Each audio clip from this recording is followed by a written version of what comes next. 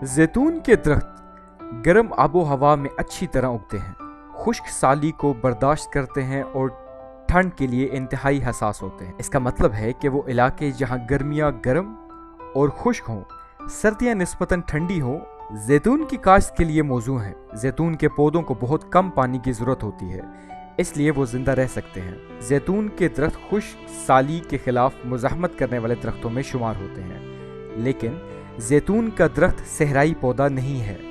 इसे फलने फूलने के लिए बाकायदा पानी की ज़रूरत होती है। ये सख्त खित्तों और बंजर ज़मीनों में जो अहम फसलों की काश्त के लिए मौजू नहीं है, वहाँ पे भी इसको उगाया जा सकता है। आलमी सतह पर तेल निकालने के लिए इस्तेमाल किया जाता है या इससे दीगर वैल्यू एडेड मसनूआत में प्रोसेस किया जाता है।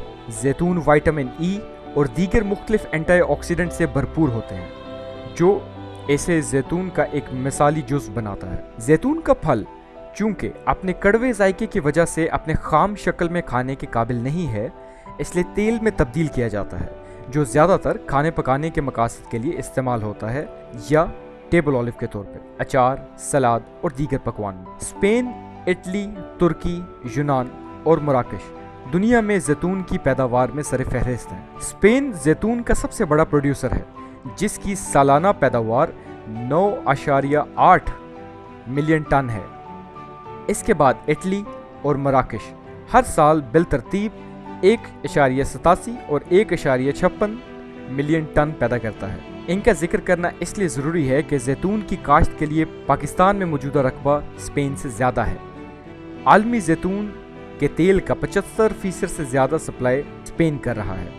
मुआशी फ़वाइद: जैतून की सनत वैल्यू चेन के साथ रोज़गार के बेशुमार मौके पैदा कर सकती है, बशमूल पौधा लगाना, कटाई, प्रोसेसिंग, पैकेजिंग और तकसीम।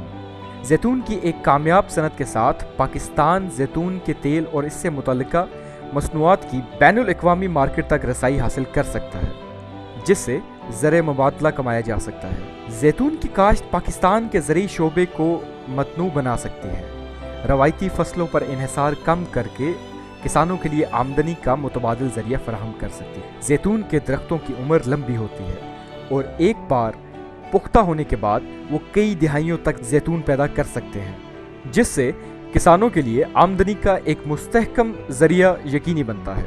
जैतून का तेल और दीगर ज़िमनी मसनूआत के लिए प्रोसेसिंग यूनिट्स का क़याम ज़रई कारोबार की तरक्की को फ़रोग़ दे सकता है, जिससे मज़ीद इक़्तिसादी तरक्की हो सकती है। समाजी फ़वाइद: जैतून की काश्त देही आबादियों को आमदनी के काबिल इत्तमाद ज़रिया और रोज़गार के मौके फराहम करके गुर्बत से निकालने में मदद कर सकती है। काश्तकारों को इनके मजमूई मुआशी और बहबूद में हिस्सा डालते हुए इनके लिए पायदार रोजी रोटी के इख्तियारात फराहम कर सकती है।